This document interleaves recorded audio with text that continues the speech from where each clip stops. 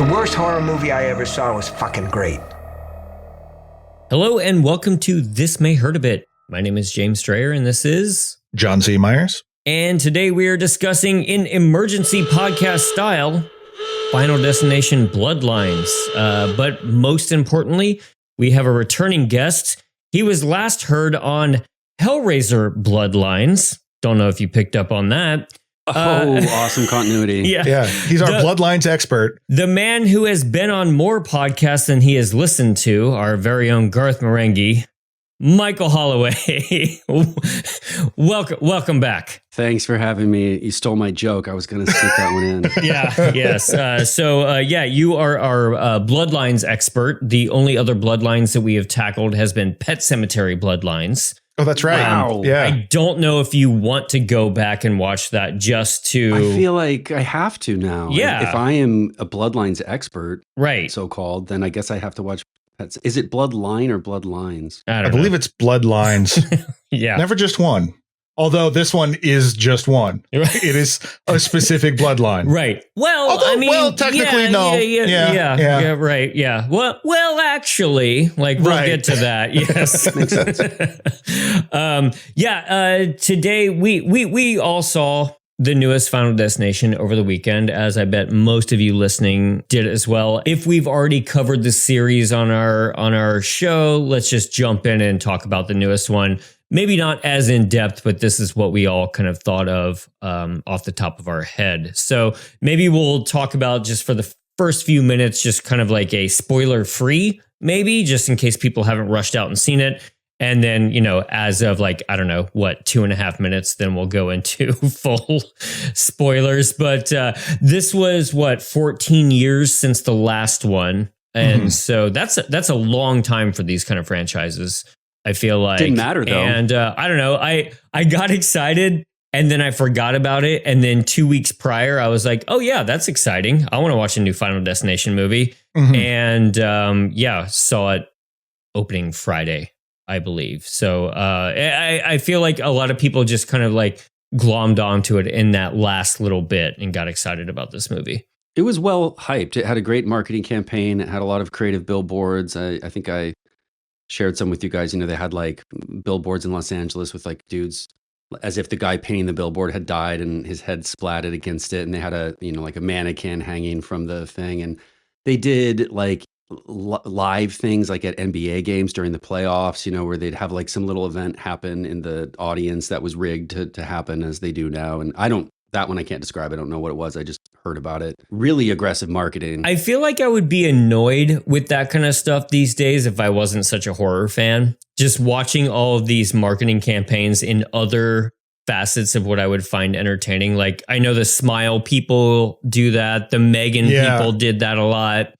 I think, maybe it's just only effective as a horror movie delivery system. It's clear now, more so than it's ever been before, I think, how this kind of marketing is handled by a completely different organization than the people who made the movie, right?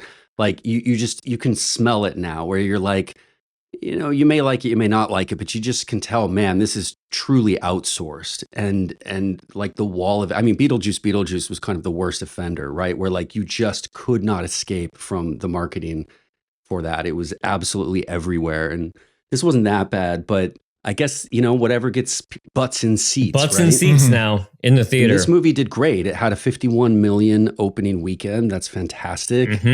And I think that probably was a little bit of a surprise to the studio. I think that the forecasts were more around 40 some. And I think that they had a lot of partying going on this weekend. Hopefully safely. Yeah. And these movies are not as cheap as other horror movies. The common idea is horror movies are cheap. You focus on the kills. You don't need stars, etc. You just put Pinhead in there. It's fine. Exactly. But the opening sequences of these Final Destination movies, I feel like probably cost as much as other horror films. There's been a lot of horror movies that have been making surprising amounts of money in recent years, right? Terrifier 3 made a huge splash. There's been others too. And I think that studios are realizing now, we can we can make a high budget horror movie, or at least high compared to, Mission Impossible. Yeah. Old school. Mhm. Right. Yeah, and this one, I was a little nervous going into it because it seems like a lot of these reboots, reimaginings, whatever you want to call them, you have to, when it's that long away from it, it feels like you have to address the series as a whole in the movie, and it becomes this much more sort of like meta, whatever. Like they start with a pile of homework, like, well, let's check off everything we have to reference. Or like, I mean, like the Halloween, David Gordon Green's first Halloween comes to mind, where it's like, they wipe out a bunch of the old mythos and whatever. They're really spend a lot of time establishing new boundaries and that kind of thing. This one, it just goes, no, we're making a Final Destination movie. Yeah. And I found that very refreshing. It's very like, it is a solid entry into the series. There are certain things that mark it as this particular one. Tony Todd, we can get into later. A couple of callbacks to previous ones. There's elements from previous ones that are in there, but if you don't know it, it doesn't matter. Very slight adjustments to the formula, but nothing too overt. But I totally agree with you that it's like 14 years went by, but it feels like a sequel that came out after 2 or 3 years. Yeah, it's people that absolutely get it and aren't trying to reinvent the wheel. Right. I didn't feel, and was this marketed as a reboot? Like, I didn't, if it was, I missed it. Like, I went into this just being like, it's part 6. Yeah, and not fully, because like they kind of like talked about how like in some interviews they talked about how it's like, well, it's a reboot of sorts, but it's not really a reboot. They're just taking it in new directions, all that stuff. But I feel like when there's this much of a gap in between sequels, that there's a tendency to want to do that. Right. And I think it was smart for them to just be like, what if we just made one of these movies again? Sure. Like it's not that deep. I mean, there can be deep themes in there. I mean, this is all very death being the villain and death being inescapable and that kind of stuff. That can you can do that in a kind of heady way. And this goes, but no, we just want to kill somebody and it's fun. Yeah, a worse version of every one of these movies would have writers who were obsessed with the idea of like the patterns of death and how you cheat it, right? And this, they just say, oh, we have to cheat death's design. We've got to cheat the pattern. There's no established rules for how that works, other than really, really basic stuff like you can kill someone or you can die and be resurrected, like really, really simple boilerplate type stuff. But that serves the movie better, because if they started getting into like some deep rule book of how the patterns work, and it instantly all falls apart too, just because it's like from Final Destination #1, of course, the first thing you think about is like, so death can't handle a dude just moving seats on an airplane? Like death can't, it was like, whoa, he got me there. Shit. Now I got to spend a year killing people off because that dude changed seats. It would be exhausting to be death. There's a lot of stuff you have to cover. I also just always remember thinking like in the Final Destination universe, you just should never help someone. Right. Like if they're like looking like they're in a situation where they might die, don't help them, is the message that I receive, because otherwise you cause a rift in death's design and you might be targeted next. So never help anybody. And that's the thing I like they kept thematically a lot of the same things, stuff like that, like helping people can actually make things worse. Jumping to wild conclusions and expecting everyone to be on your side, and really highlighting death's 2 top lieutenants, liquids, and the healthcare system. They kept all that going. And so I was very, very happy with that. Right. I mean, that didn't really start until 2. Yeah, but we were back in a hospital in this one. But we're back in a hospital. We're back. There's so many liquid related mishaps or like near mishaps. I mean, the whole thing is just a film class in here's how you make suspense work. Here is like the one classic way to make suspense work, and they do it very well. Mm-hmm. I watched part 1 on Friday night. I watched part 5 on Saturday night, and I saw this new one on Sunday. So that was my prep. I've seen all the other ones too, but it's been years. But those, I just thought, I'll catch up on the oldest and the newest, right? And I, at one point, found myself wondering genuinely, like, how many deaths are there from these kinds of accidents? Because my guess is like probably none, right? Because the accidents in this always assume that like objects in a room are going to like murder someone, or like very specific things are going to go wrong, or like, the gymnast in what I think that's in part 5, who like lands the way that she lands, which is a great sequence. But I'm like, I bet that's literally never happened. Yeah, it's all just what you are afraid would happen. But at the same time, I really feel like the best death sequences in these movies are ones that are a little bit more relatable instead of just like, I'm getting acupuncture and I fall over. Like, that's a little less relatable. Well, he had the Buddha smash. Oh, head, right. Or maybe like I guess people are afraid of LASIK surgery, but like, that's just not quite as common to me. That one is a total cop out too. They did not stick the landing on that one. Myers and I were talking about this recently, but like to go to all that length in part 5 with the LASIK surgery fucking up her hand and her eye and her face, only to then have her slip and fall out a window. Right. Like, I think they thought it was supposed to be a funny 1-2 punch, but I was like, you just wasted your best set. Yeah. Right. And that tends to happen. I think in, or it's a danger that can happen is that there's a lot of fakery or fake outs that happen in these where you think it's going to go one way and then it goes the other. And this one I thought really navigated that very well. The opening was it stretched my patience a little bit where I was like, kind of just get on with it. I just want to see the action, I guess, because I wasn't totally invested in everything that was happening there, but I was still very much enjoying it. And again, things that revisited there, gags involving the radio, funny songs that are playing while something horrible is happening. It was a good time. Let's get into spoilers here. Yeah. So I would say basically go see it. I think all three of us say go see it if you want to shut it off now, but now spoilers. So I went into this with having paid very little attention to the trailers. I knew I was interested, and I don't watch a lot of movie trailers, even though it's kind of partly my job too, but I just don't. They show me too much. They generally spoil things in a way that I don't want things spoiled. I didn't either. Want to have all the information going in. I don't want any information going in.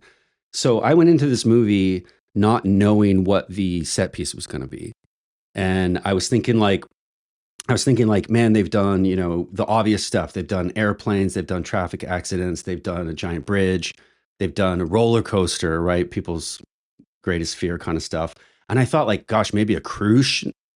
And I thought maybe like a cruise ship, Oh yeah. But then when I saw that it was essentially a Space Needle, I forget what it's called in the movie, but it's very much the Space Needle. Sky Dance. Yeah, something like that. What if you didn't go to the Space Needle? How scary would that be? And there's a couple twists about it. One is it's just an interesting new set piece that's really different than all the previous ones. It brings in the fear of heights the same way the bridge did, but it's totally new. So that's fresh. That right out of the gate, I'm like, wow, they totally have my attention because they chose a really fresh set piece. And then they set it in like the 50s. And that's the other kind of new thing there where you're like, wait a minute, and I thought they pulled this off really well. I thought the music that was playing and the look of the characters, I thought the girl in the intro sequence was excellent, and her husband to be as well. I really thought they pulled this off. For me, it didn't extend too long at all. I thought it kind of it deserved to be played out. It deserved to be really given a lot of attention to detail. So yeah, big kudos to the new intro, to the new set piece. Yeah, to me, I think it's just because I knew enough about this movie because I watched the only bit I saw is just a little bit of the trailer that involved the backyard barbecue thing. I just watched enough of it to go like, okay, cool. I feel excited about this. But it was more just like, okay, I realized watching this that this is all just set up. That this is going to be, because it's called Bloodlines, it's going to be the relatives of this person. 50s, yeah. I don't want to hang out with this person anymore. Just get on with the young people. But like it's done very, very well. Like it's just me and my attention deficit disorder just ruining my life. It was long. It was probably the longest intro sequence of any of them. I don't know for a fact that that's true. I think, or at least just doesn't involve anyone in the cast. You know what I mean? Any of the main characters. Sure. The time difference. Yeah. And so I think that was something where I was a little bit like, this is just a prequel. Doesn't really matter. It's great. It's still fantastic. I care so little for every single person that these movies put in front of my face that I really don't give a shit that it was different people in the intro than in the body of the movie. Because that's the other thing. Another thing they captured is characters that are hateable enough you cannot wait for them to die. Whether it be Mr. Piercing Man or the little problem child kid from the beginning. that's throwing the pennies and it's just being a regular little poop. And they know Hate that. they make a punchline out of killing a child, and it worked. Totally. Because everyone's just like, good. Part 3 has a kid getting like hit by plate glass that falls down from the building. Two right? has the kid getting he's pretty young, right? Because squished. he's just been at like a dentist appointment or something, and they kind of it's one of those 1-2 punches where you think it's going to be something in the dentist office, and then he gets smushed. But this they really set up that kid to just be a real turd. Yeah. And I didn't think that the movie was going to take place entirely in the 50s necessarily, but I had also watched so little of the marketing materials that I was not shocked, but I was like surprised and excited for it to be a period piece. And I thought I would have heard about this if it was entirely set in the 50s or 60s. But so that was exciting to me, as in like right out of the gate, I didn't know what to expect. You know, I didn't put together the Bloodlines thing, but I should have. Well, and I was really worried they were going to do it so that it really tied into everything, that like every event that has happened in this series is a result of this. And I'm glad they didn't go through that, because one of the things I like about this, and they get away from it in 3 and beyond, is that by not tying it to the initial Final Destination, the initial Devon Sawa freak out in the plane, it makes it feel like it could happen to anyone at any time. Because death does. And they managed to keep that vulnerability, even though they minimize it to just this family. It is still just. But they did do what you said they didn't do, though, right? Because my read on it was they pretty clearly lay out that everybody that died in every movie we've seen is somehow a descendant of the people in this. See, I didn't get that. That's what I took from it too. Okay. Yeah. I mean, I could have just missed it. Because like I didn't get the sense that every single like Devon Sawa and whatever was a result of. But the great thing is they didn't like. I feel like they didn't hit it over the head. Like, but I got the impression that was what they were going for without it going over like. But that wouldn't make any sense, because then Devon Sawa's parents needed to die before he died. You know what I mean? Like if we're going from these rules. Okay. Yeah. That's true. You know, That's I haven't thought because, of that, like, but you're right. I think it's possible that the screenwriters actually thought they were doing what Jim and I thought they were doing, and actually they just didn't realize. Or we're both right, or both part right, and that's like a bunch of other ones did. You know what I mean? Like it could be that 3, 4, and 5 are all, you know, tied to this. I'm not. If you listeners, if you have an opinion about this, or can confirm one or the other, let us know. But that warrants some further input and analysis, I would say, because it did feel like to me in some of those, there's these sequences in this movie where the lead girl is explaining to her whole family she's got a whole detective pinup board behind her with tracing lineages and family trees. And I thought her whole point was to say all of this, you know, unexpected death ties back to this event that was supposed to happen, the Space Needle collapsing. That didn't happen. And Death has been spending years, like decades, catching up, tracing all of these lines. But you're right. That means right. So I think that it's like that's the case, certainly. But you know, Death's got a lot of irons on the fire. Mm-hmm. A lot of people not dying when they're supposed to. But the point is that I think this movie captured that vulnerability in the family thing in the same way where it's like we talked about this with Friday the 13th, where it's like all of a sudden you are being targeted for a thing you have no idea about or had nothing to do with. It's something that your mom did or didn't do or your grandma didn't do years ago. And now you have to suffer for it. That I still think that works really well, because it is just this thing that's totally beyond your control. Mm-hmm. Although I hated some of the characters, I thought the cast all did a good job. I thought there was a little bit of faffing about in the early to mid portion of the movie. The family connection stuff was a little too much character development for this kind of movie. And I definitely got a little impatient somewhere in there heading into the middle of it, where I was like, can we get to the point here? Because if you think about it, some of the death sequences are really spaced out in time. And most of what exists between them is just kind of family blather stuff on the Bloodlines aspect of it. And I didn't mind it as a plot point, but there's a little too much of like negotiating with the family just over and over again, and a little too much. Every one of these movies has the protagonist having people yell at them, right, for being an idiot, or yell at them for being shitty because they have ideas about people dying or whatever. And so in that regard, it was no different than any of the other ones. But I just maybe they went a little too heavy on the family. Well, it was hitting the same note a lot. Like it didn't with like, let's say part 3, for example, where it's like, hey, my magic camera has been telling me people are dying. That's insane. Another person can tell you that's insane in a completely different way. This is the same people telling her that she's insane. You know what I mean? Like it just kind of spins its wheels. And like we spend a lot of time with Eric, who the piercing guy, who I really don't like. Again, actor Richard Hartman does a great job, but that character is really detestable. And the movie knows it because that puts him through a lot. But it's still just like, yes, we've had this discussion already. Why are we still belaboring this? There's death to happen. And that might be a first for the series, actually, is that he essentially got 2 death scenes because the first one was a fake out. And I don't know that, have they done that before? You guys are the guys to ask. And you'd think we'd know. It doesn't ring a bell at all. No, I think, these movies are pretty simple. Usually you start such a sequence and at the end of it, the character's dead. But this was the first time I've seen where they actually fake you out and they have a whole cut away from it and a whole different scene begins and the person survived the ordeal, only to have another one later. But I couldn't come down one way or the other on that because it's been like 4 is particularly gone from my knowledge, but I feel like maybe someone in 4 got away with it for a little bit, but I don't know. Mm-hmm. For me, the family stuff introduced a little bit more of an interesting dynamic because instead of having like a bunch of idiots thrown together into a car that where the bridge collapses, or like these characters who have no reason to be around each other at all, and they just like hate each other, and that's called like quipping, with those kind of people.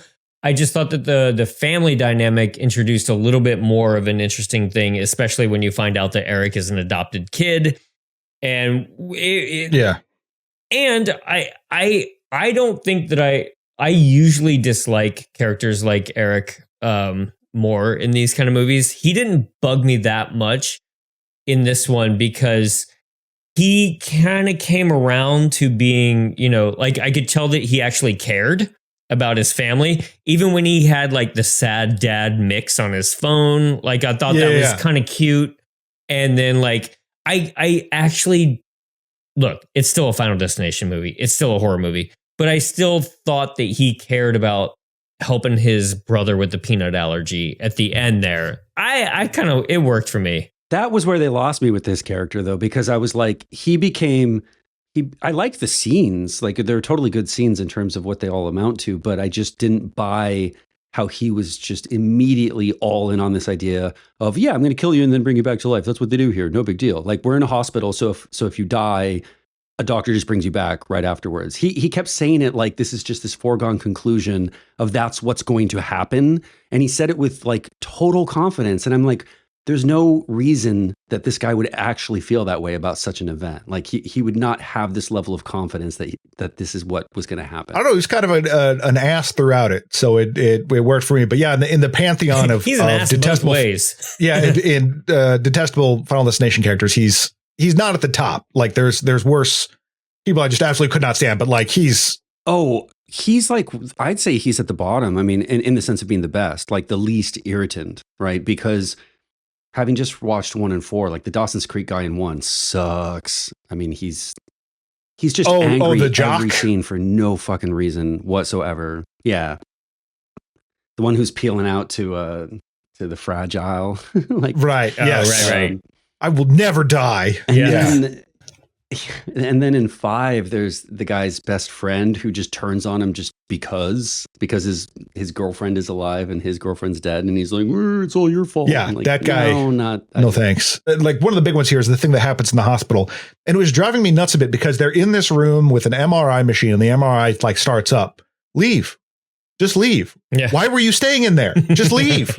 It was because like, at this point, everyone knows that they're in constant danger, whatever. This giant machine starting up. And they're like, okay, I'm just going to hang out here. Just go. Is that just how walk away? MRI machines work? Is it a giant magnet? It's a big magnet thing. Cause like you're not supposed to have any metal in your body, like a buddy of mine. He's got ramped up to an extreme that I believe. Oh yeah, not. I mean, at one point the thing powers up to like experimental levels, but but like if he's got like a plate in his wrist or something like that, and he can't get an MRI, otherwise it would basically like just shoot out in like through his body, basically. Interesting. So yeah, it's a huge magnet. I like the bit of like when it's that powerful that people outside like their lanyards are going up. Totally, yeah, and the spring, yeah. Well, and it just had the added ramp up of the piercings. It's the nose, and then it's the tongue, and then it's the nipples, then it's the Prince Albert, and like it's just funny, so I couldn't help but think about it repeatedly during this movie about how funny it is. Like the most gory stuff would happen, and it's very, very funny. Like just as soon as like when the grandma has the discussion with her about, she's like, well, seeing is believing. Like, if you're not going to believe me, the death's after me, like, check this out. And then immediately just gets impaled through the head. Right. Everything's paced like a punchline, and it's great. Well, this movie, the gore effects in this movie are like super over the top. And I think it's kind of that Kill Bill effect, right? Where a lot of them are very abrupt, like the one you just described. And they play out like comic book. They play out like comedy, right? And I think that's why it's hard to take seriously. Not that you're supposed to take it seriously. People don't go to these movies to take them seriously, right? But I thought that the MRI sequence was great, and it was a twofer, right? You got 2 guys killed in that one instead of just one. But let's backtrack a little bit here. There's a sequence where the daughter of the family gets... Well, let me get this right. Is she gushed because it's both sides? Yes. I think this is a skush. She's in a trash compactor, and it's... Well, you said that... No, you're right. It is gush. It is gush. It's gush. Mm-hmm. She was gushed because Dual. mush is one side, but if it's 2 sides, it's a gush. Mm-hmm. Right. She's gushed, and that was the one that lost me a little bit because they clearly... I appreciate their commitment to keeping the camera on it, not cutting away and being like, we're just going to show this. Yeah. But it definitely had this quick little flip over to Uncanny Valley CGI territory. Yeah. Mm-hmm. Where you see a human face and then suddenly you just see this thing that is clearly not a human head anymore. Right. And Yeah. it reminded me of what used to happen in 80s movies where you clearly see like a mannequin instead of a body. Sure. But any Italian horror. Yeah. Yeah, these movies have always had a pretty high dosage of CGI, and I feel like it's all CGI. I mean, yeah, right? and so I'm not trying to give it an automatic pass, but just going into this one, I just kind of know that I'm going to get a lot of CGI blood, CGI effects, and let me be really clear here. I don't want to see anyone get trash compacted. I'm not interested in knowing. I mean, I have a few people I would like to see get trash compacted. right. And here are their names. I have no interest in knowing what that would actually look like.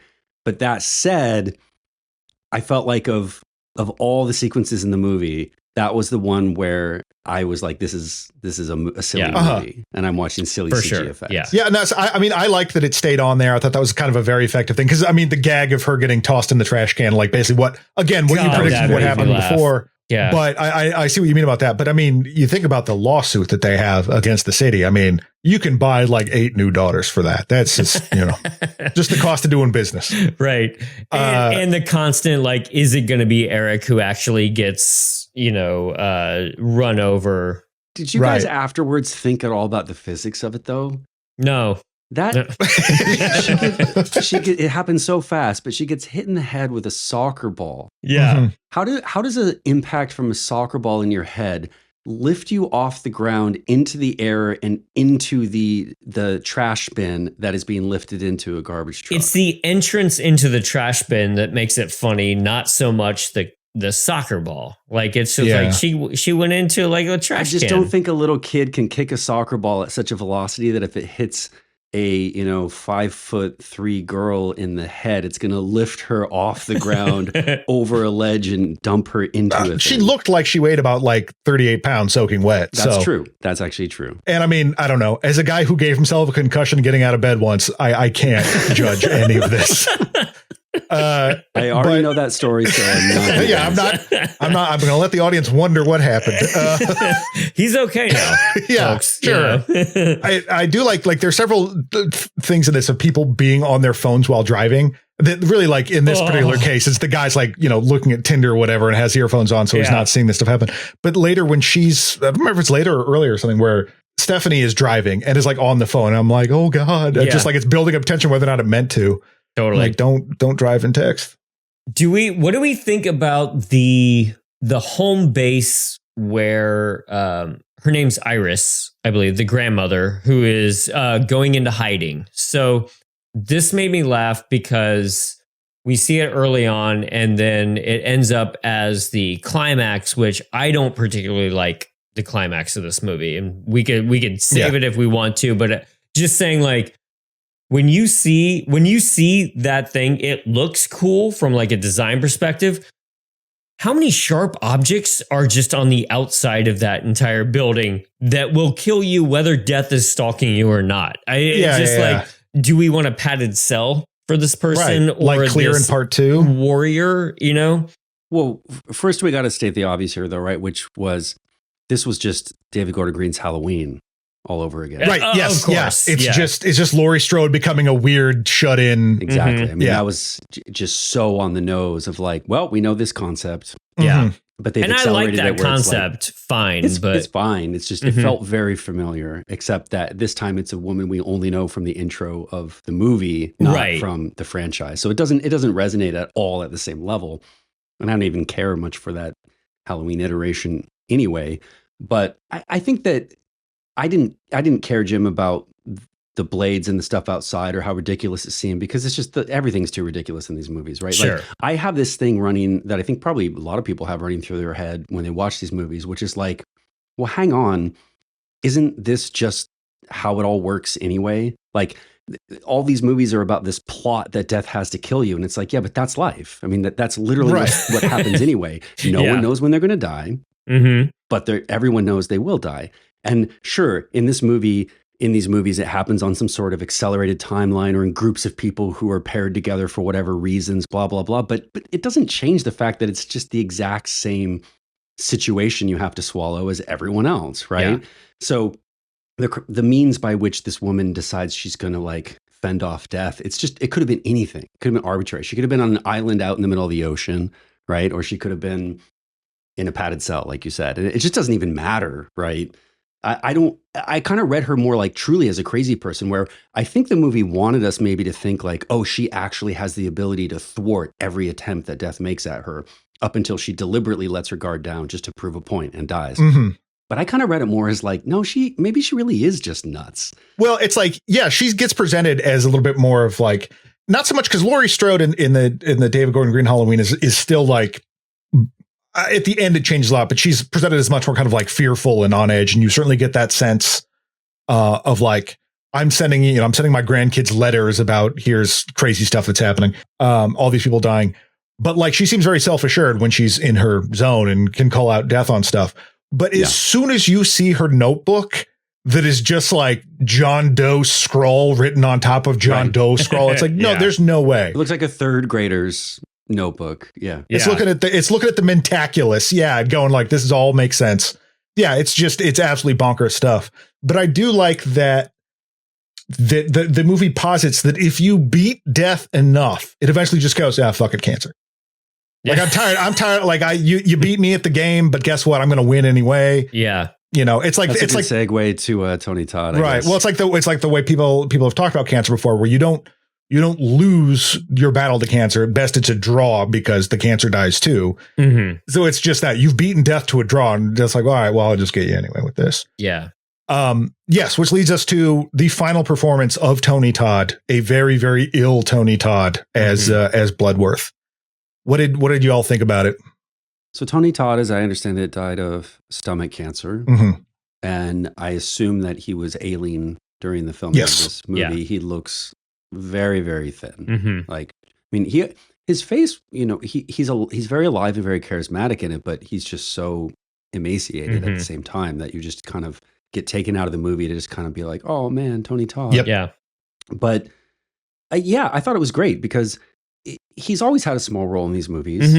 And this one clearly had he's talking to the audience, he's talking to the fans through talking to the characters, kind of vibe to it, and felt like a swan song because they all knew it was. Yeah.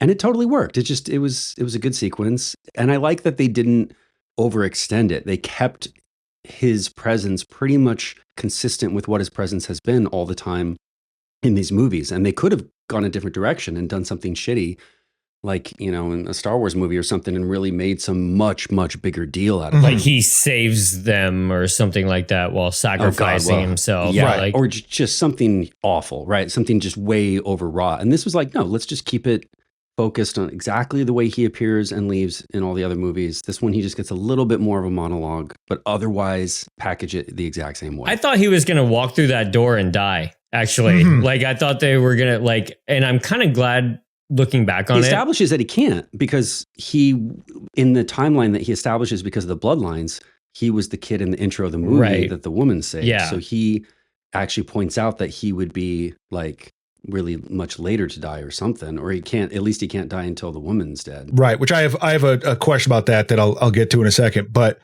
yeah, no, I agree that like they did, in fact, I guess the directors, Zach Lipovsky and Adam Stein, basically told Tony Todd, like, just there's a couple lines left in this speech, like, why don't you just say what you want to say, like what if you were saying to the fans, like what you would say, and it's a very heartfelt and an amazing performance, and you do see that he is weakened, and you know, obviously in the movie he does have cancer as well, but they still managed to keep his kind of outsider status from it, because it certainly contextualizes why and how he knows about all this stuff, instead of being this kind of more mysterious figure. It's just that no, I've been living with this my entire life and I'm just aware of it. Yeah. But I also love that they encounter him like while someone else is doing an autopsy in the room, and he is in that moment. Tony Todd in that moment is retiring. The scene ends with him picking up his stuff and leaving. So there's not just like, oh, he's one day away from retirement. No, he retires. He makes it. He gets out and he just walks. So I think having him kind of be apart from all this, even in like that, he's, as far as we know, he's never going to die. He says he's going to die, but you know what I mean? Like you don't get to see that. He doesn't get caught up in a machination. They let him get away scot-free. So, you know, as much as you can in these movies. But if they, and this is tasteless, but I'm doing it anyway. If in the context of the movie, if they killed Tony Todd, would that stop it? Because there was a thing in the previous ones about like you could skip someone if you killed, not just if you killed them and took a life, but like if you upset the design, would that make you scot-free? And if he's right at the start of it, then perhaps you get rid of him and you like short circuit the entire process. Yeah, because I think they sort of grasp at these rules as they need to per movie, which is fine, because the rule in this one is they do a callback to if you take a life, which is a big part of part 4, 5. Okay, part 5, or if you die and then come back. You know, so it did give them the one-off joke of staring at the babies for a little longer of, you know, if you kill somebody, you get there. What did you guys think about that joke? Because to me, it was overplayed. I thought it was funny, but I agree. They did linger on it a little longer. It should have been fast and short. And they were like, they loved that joke too much and they lingered on it. And I was like, oh, you fucking shouldn't have done that. But what it does is, instead of just laughing at it, it gives you the time to think, well, if they were to joker up that hospital, if they were to blow up that entire hospital, would you get everyone's life? Or like, would you be functionally immortal at that point? Or would you just get like the first person to go? You're like, that's it. That's who you got. So yeah, like, so if you more like than one life, right. Like, or if you can somehow manage it that you get a bunch of lives at once, would you then be functionally immortal? I think maybe for context here, we should point out that the idea here is that it's established in the quote unquote rules of this universe that however much time someone has left, if you kill them, then you get that time and you won't die. So if you kill a baby, which is what the movie briefly posits is going through the heads of a couple characters, you would buy yourself the most possible time. But that's also not true, because you don't know when that baby's going to die. So. Right. Yeah, anything could happen. Yeah. I mean, like if you're going to gamble on it, that's the thing. The baby's most likely to get you the most, you know. Well, that's obvious, though. Right. I mean, that's just basic math, right? So just right. The important this movie really makes you treasure life. You're asking these questions. Course.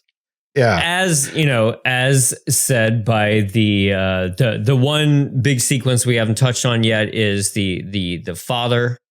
Because he's talking about treasuring family and life and all that kind of stuff. And I feel like that's the first one that really aside from the opening in the Sky Tower, the barbecue sequence with the glass shard. So many deaths in these movies are caused by a thing turning on when it wasn't supposed to turn on.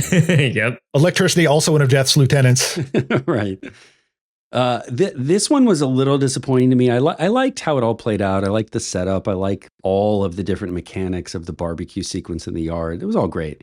I just thought that the lawnmower thing, it's kind of like they zoomed in too close and then cut away too soon. Is the way of the actual impact, you mean? Sort of. Yeah. I don't want to. Again, I don't want to sound. So you really want to see the lawnmower go into the man's skull? That guy's face. Is that what you want? Yeah. I just. A lot of horror movies have done lawnmower tricks, right? All the way back to Peter Jackson, Dead Alive, Frankenhooker. Yep, Frankenhooker. Lawnmowers in horror. Yeah. The Lawnmower Man. I don't know if anyone dies with a lawnmower in that one. I don't think there's any lawnmower inflicted. Well, there might be a cyberspace lawnmower. I don't know. Well, there's two, so we'll get to it. Do they make it like a virtual reality lawn mowing simulator? God, I hope so. Because I mean, as a fan, I was going to say, as a fan of Power Wash Simulator, I might actually enjoy that. Have you not seen Lawnmower Man? Because I have not seen Lawnmower Man in like 30 years. It's terrible, but the cyber world of Lawnmower Man has no lawnmowers in it whatsoever. Hate to disappoint you. I guess I've seen the most I've seen of Lawnmower Man more recently is in the Beyond the Mind's Eye videos. They use excerpts from that. I just liked with the lawnmower thing. I just liked that it had the setup really early and then it came back to it. Like you see him turn off the button and you kind of forget about it and then it brings it up. Same thing with like the penny, and they managed to do that several times in this where they really delay and you're like, oh, I forgot about that they kind of set that up a while ago. And I thought it was fun with the glass shard just being it's in a glass of ice, but you don't know whose glass is in it. Yeah, they really played that one up, and I thought it totally because I don't feel like they've done that kind of angle before, and it had you constantly guessing who was going to be it. I think the closest thing would be part 5 with the nail on the screw. and the best part of 5. I love that bit. They have the first girl actually evade it, only for the second girl to hit it, which kicks off the chain reaction that causes the death of the first girl. That causes her bones to just explode. Other death scenes. I mean, we briefly touched on the tattoo parlor one, which was kind of a fake out. That was one. It's not kind of. It's one. I mean, it's a total fake out. I did watch that one as it got released as a trailer, and I kind of regretted watching it. But that was one of those. It's been 14 years. I want to see if they still have the magic, or the new directors have like what it takes. So that was fine. We did the garbage truck. Others, garbage truck. You had the pipe through the face. Yep. You had the lawnmower. So I guess the finale. The finale, I agree with you, Jim, was a weird choice because it's like you started on the Space Needle and you had a Space Needle collapsing, which is a massive scale set piece. And then you have a lot of pretty good variety of locations and effects of what's going on. And then you choose to conclude it with like, we're in an RV that like gets stuck in some water and and a seatbelt doesn't work. And I was kind of like, that and a really dull age-old mechanic of I'm drowning in a car that's just been submerged in water and I can't get my seatbelt undone, and a really extended sequence of the protagonist's brother trying to cut her free from the seatbelt. I think a lot of the movies, their big final set piece is usually a little bit of a letdown. I like in one, the final, like him trying to rescue Clear, it just sort of didn't have the same oomph that the other ones did. In 2, her drowning herself was kind of like, yeah, I guess. 3 had a big set piece, but it also just didn't feel as big. There's just so many other stuff going on. So it's always just kind of like, it's almost like a season finale of something where usually the big thing happens the episode before the final episode. And it's kind of some drawback from that. 5, they're just running around a kitchen. Yeah, 5 was just shooting at each other. It's just a gunfight. Yeah. So I mean, it sort of stayed true in that sense. It also didn't last very long either. Like you kind of want like a buildup of tension for your finality, and I know that the formula of these movies is the first 20 minutes is the most tense, and I don't expect them to necessarily, if I'm being reasonable, up that ante at the end necessarily. But this was like, yeah, let's go back to that place and let's spend about 6 minutes here. And then I guess we're fine. And it's a little bit predictable where she drowns and then, comes back. It also doesn't make sense. I mean, I get looping back to that location as sort of a bookending device, but what doesn't make sense about it is like the woman who survived there didn't survive there because that's where she was specifically. It's because of supposedly all this effort she put into everything she learned, everything she documented, such that she could live there and constantly evade deaths designed to kill her.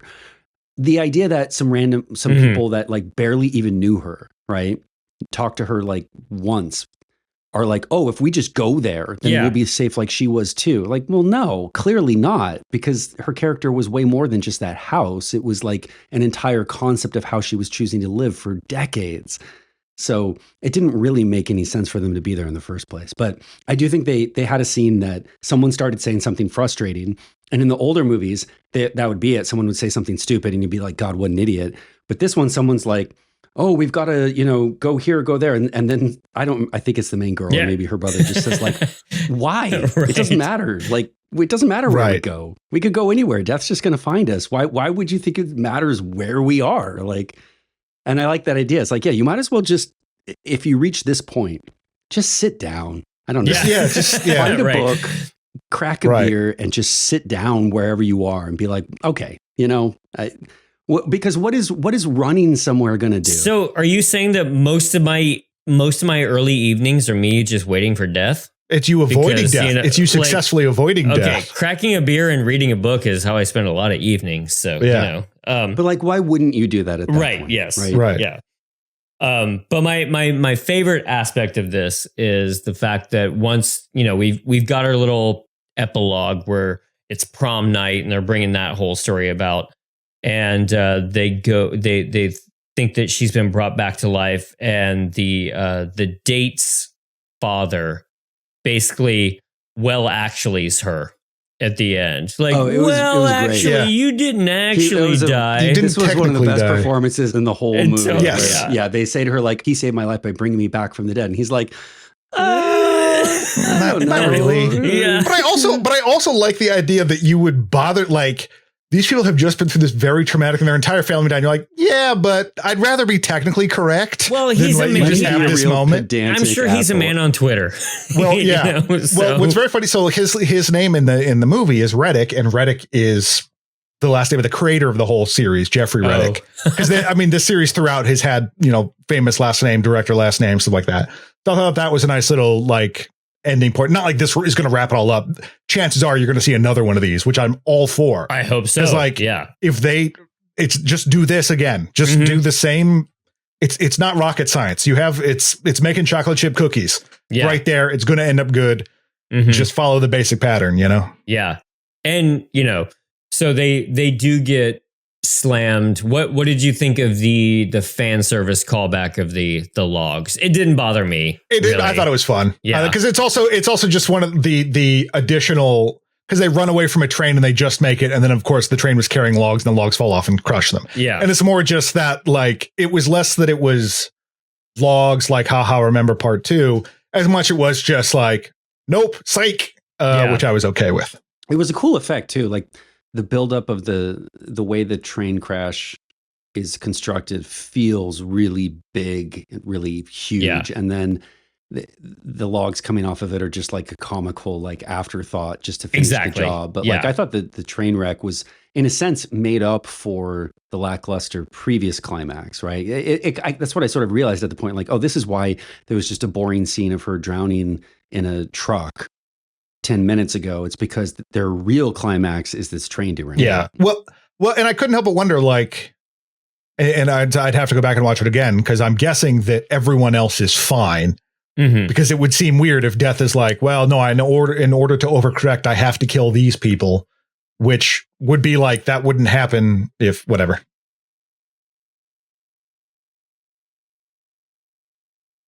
But it's just only shows a picture two of of them. Yeah. Because I wasn't sure if that was like, it killed several, including 2 local teens.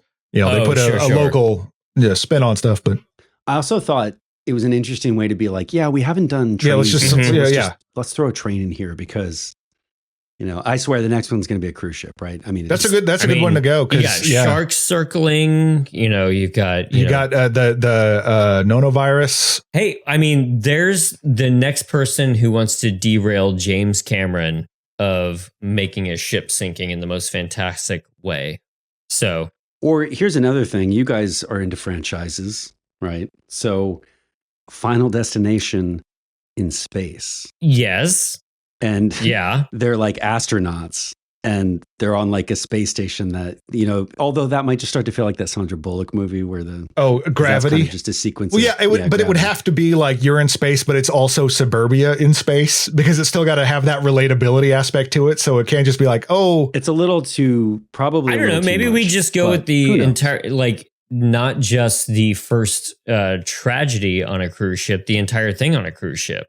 I'd watch that. You've got your fun time people out there. You got so many opportunities for death scenes. As long as someone goes rocketing out of one of the smokestacks, I'm on board. Yeah. That's all I want to see. As long as they keep it. It's funny how these movies skirt that line between like what's uncomfortable versus what's fun, right? Because the first one, I think for a lot of people is anxiety provoking because it's a plane crash. And that definitely walks that line of like, is this entertainment?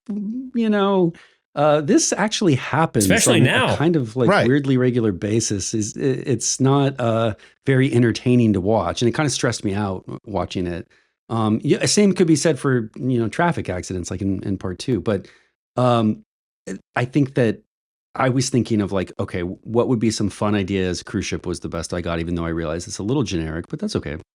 And then I thought, like, what are things that would make sense, but would just be too gross? And I was like, I don't know, like a big Coachella type event. Oh God, trampoline, that's rough. And like, or like a fire breaks out at like a giant like festival kind of thing. Like a Great White Concert. Yeah, for like, sure. It makes sense conceptually, but you're like, it's just kind of gross. Yeah, right. There's a certain amount of like you have to keep it so ridiculous, so you won't think about it. Because I remember we talked about in part 1 the best friend's death. When he chokes in the bathtub, like that's gruesome because it is for a little bit more realistic. When you have like, no, he got his dick stuck in an MRI machine. Fantastic. Love it. Yeah. Right. But at the same time, like, I do think that the deaths that are a little bit more relatable are the ones that hit you the hardest. So do we want ones that are a little bit more, gonzo, I guess? Yeah, you gotta kind of ride that line of like taking something that's a little bit like passing a logging truck on the road is terrifying still to this day. Now it is. Yeah. Every horror fan knows when they pass one, Yeah.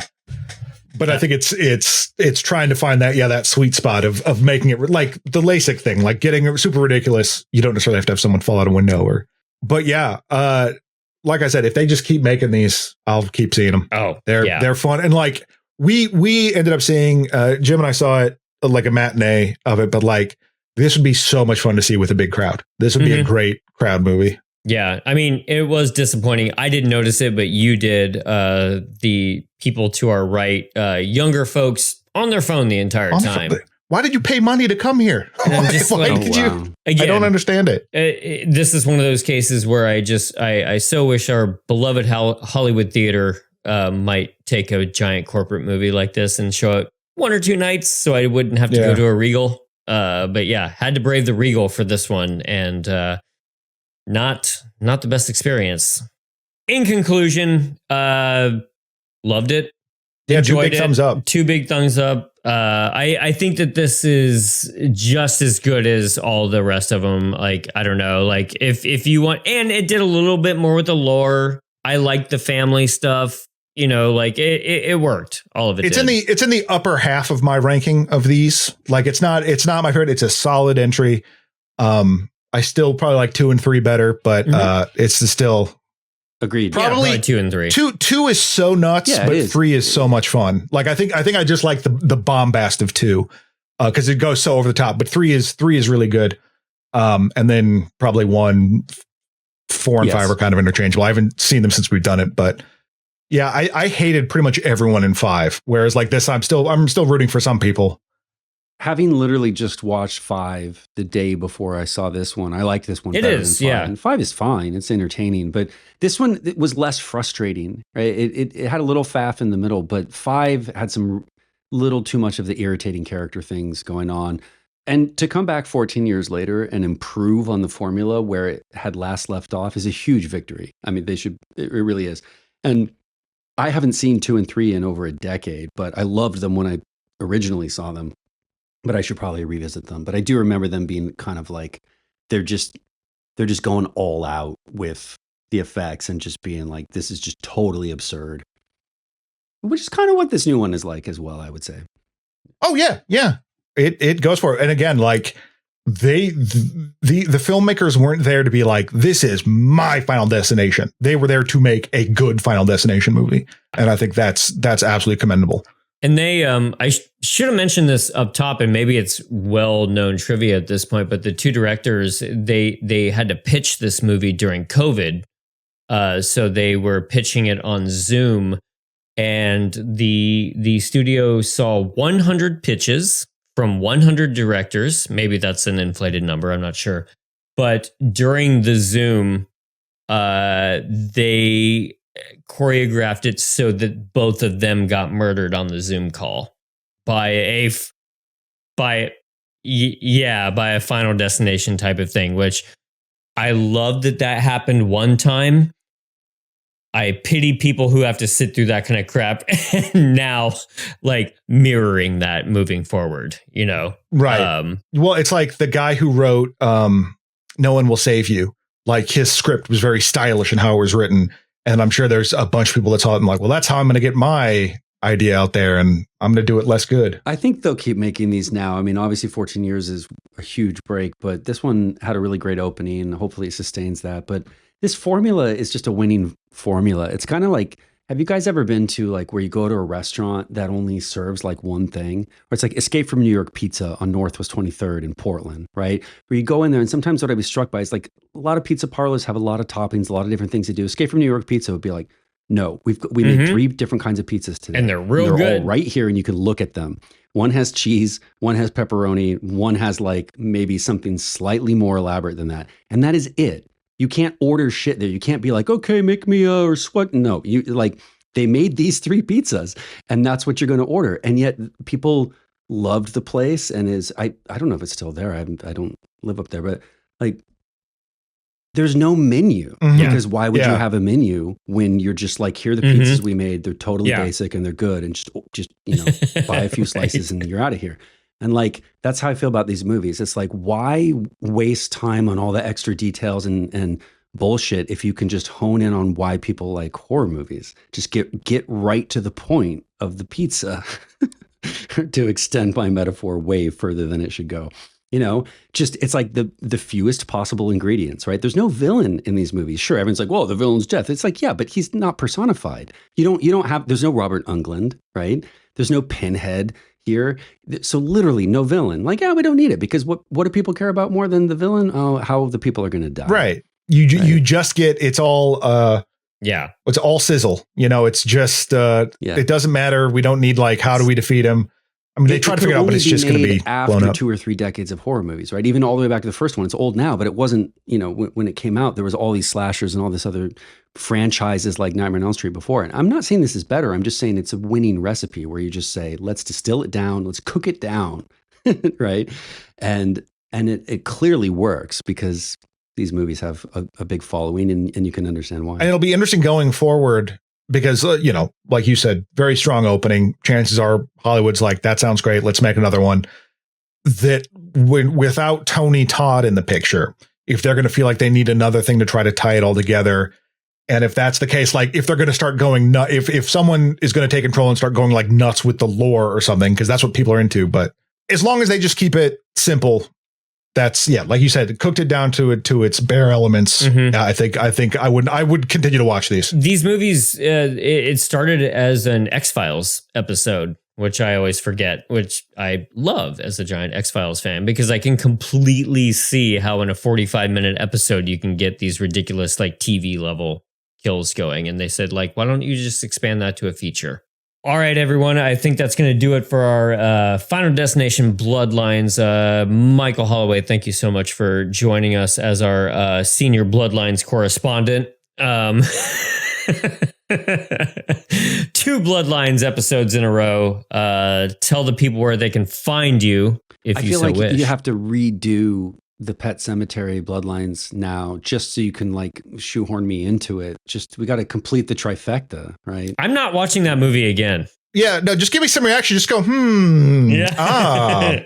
Great point. Yes. You know, something like that. Or like, well, I'm not so sure about that. Have you guys researched? Are there any other movies with Bloodlines? Oh, I'm sure there are. Yeah. Yeah. You should look into that. You could have a Bloodlines podcast. Yeah. The Bloodlines bloodline. Yeah. Where can the good people find your music and you if you want people to find you? Oh boy, Bandcamp, always good to support artists, and Haunted Hospital is on Bandcamp, and Michael Arthur Holloway, Dead When I Found Her, TV Highway. I've got a lot of music out there, but yeah, Bandcamp would be the place to go and check out Haunted Hospital. Yeah, I was just listening to that again today. It's great. Grab all of it. All right, everyone. Well, if you're listening to this when it comes out, then that means that you know very well that we only have one more Hellraiser movie to go. We've watched 11 of them. Yeah, we're almost done. We're on 12. Is it Hellraiser Bloodlines? No, we're watching that again. We liked it so much. Yeah, we're watching Hellraiser. Hellraiser Hulu is what it's called. The 2022 remake is coming up soon, so and then that's it. I'd be curious to I'm curious to rewatch it.